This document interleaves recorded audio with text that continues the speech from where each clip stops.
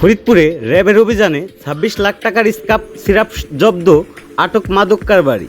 ফরিদপুর সদর উপজেলার রাজবাড়ী রাস্তার মোড় এলাকায় র্যাব ১০ এর বিশেষ অভিযানে প্রায় ২৬,৪০,০০০ টাকা মূল্যের ৮৮০ বোতল স্কাপ সিরাপ উদ্ধার করা হয়েছে।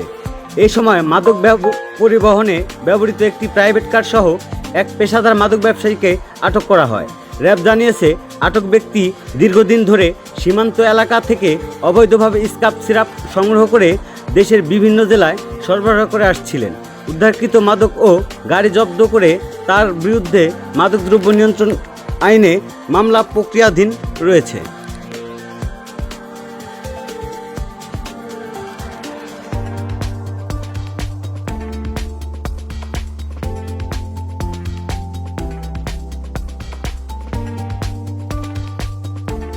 ভয়াবহ বিস্ফোরণ এটি আমাদের যুব সমাজকে ধ্বংস করছে, পরিবারে অস্থিরতা সৃষ্টি করছে এবং রাষ্ট্রীয় নিরাপত্তাকে হুমকির মুখে ফেলছে।